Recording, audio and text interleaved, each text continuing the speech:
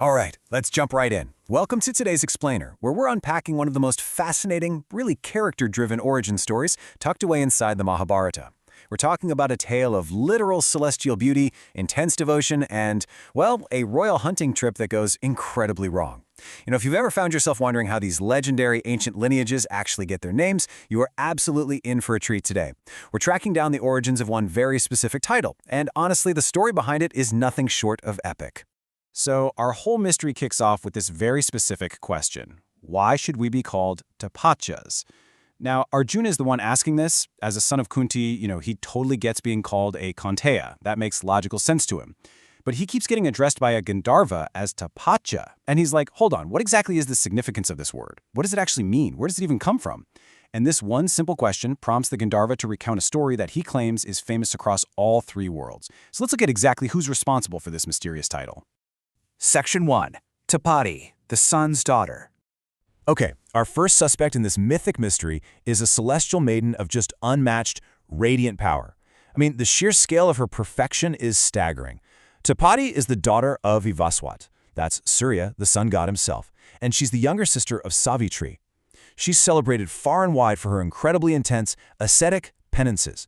The text actually describes her as having these flawless, symmetrical features, beautiful attire, and striking, large, black eyes. But here is the absolutely crucial takeaway. There was no woman, not among the Celestials, the Asuras, the Yakshas, or the Gandharvas, who could even come close to matching her beauty. She was perfectly chaste and had absolutely perfect conduct. But, being the father of the most perfect maiden in the universe definitely comes with its own unique set of problems. Because when Tapati reaches marriageable age, Surya is thrust into this massive matchmaking dilemma. The sun god literally cannot find anyone worthy of her in all the three worlds. He's looking for a suitor who can actually match his daughter in beauty, accomplishments, behavior, and learning. And the text makes a point to note that her father knew no peace of mind. He was just constantly stressing about who he should pick. It's actually a surprisingly relatable moment, right? Even the sun god gets severe parental anxiety when it comes to finding a worthy partner for his child. Section 2. Samvarana, the perfect suitor.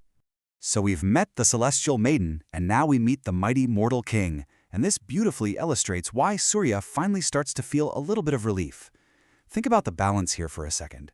We've got Tapati, whose father fills the heavens with celestial light, and to balance her out, we have King Samvarana, this mighty scion of the Kuru race and son of Riksha, who fills the entire earth with the splendor of his good achievements. They are on completely equal footing. The heavens have Tapati, the earth has Samvarana. And the text points out that Samvarana was completely unequaled on earth for his beauty and his strict adherence to virtue. So why exactly did the sun god notice this guy in the first place? Well, it really comes down to his legendary status. First off, Samvarana was an incredibly devoted follower of Surya. He worshipped the sun god constantly with offerings of flowers, scents, vows, fasts, and all sorts of ascetic penances. Second, he was absolutely adored by all men, though actually the text makes this very specific, kind of quirky exception, except Brahmanas. But he soothed the hearts of his friends better than Soma, the moon god, and he scorched his foes fiercer than Surya, the sun god himself. So seeing this incredible devotion and this epic reputation, Surya finally makes up his mind to bestow his beloved daughter Tapati upon this perfect king. Section 3. The fateful hunting trip.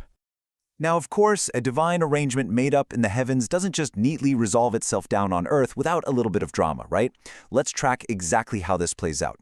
King Samvarana goes on what honestly has to be one of the absolute worst hunting trips in ancient history, until it suddenly becomes the best. The king, full of prowess, heads into the underwoods on a mountain breast in quest of deer. But things go completely south and fast. His excellent steed is totally overcome by hunger, thirst, and fatigue, and the horse literally dies right there on the mountain.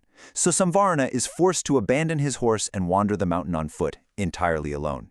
He's exhausted, probably incredibly frustrated, when suddenly, out in these solitary woods, he spots a maiden of large eyes and absolutely unrivaled beauty. Section 4. Love at First Sight. This is that breathtaking, time-stopping moment where these two perfectly matched beings finally collide. The text says that the mountain itself, with all its creepers and plants, seemed to be converted into gold just because of her radiant presence and her beautiful attire. Think about how cinematic that is. The king is staring at her, and she looks like a bright statue of gold just standing there on the mountain breast. She's benign and lovely like a spotless digit of the moon, yet simultaneously as radiant as a flame of fire. Seeing her instantly inspires the monarch with total contempt for literally every other woman he had ever laid eyes on before.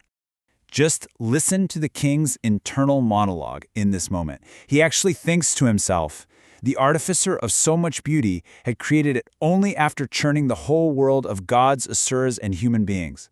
He is in total, utter awe.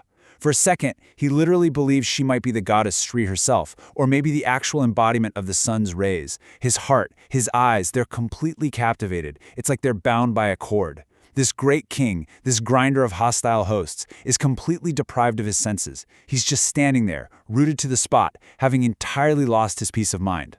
Which leads directly to what we can really only call the love-struck interrogation. Pierced by commas or Cupid's shafts and burning with this incredibly strong flame of desire, he just starts pleading with her. He's asking, "Who art thou and whose?" He demands to know why someone decked out with every ornament is wandering around completely alone in these solitary woods. He correctly guesses that she isn't of standard celestial, asura, or human origin, and he tells her that the best women he has ever even heard of wouldn't compare to her. And finally, he just blurts out the raw truth. At sight of thee, the god of desire is grinding me. Section 5. The Vanishing Maiden.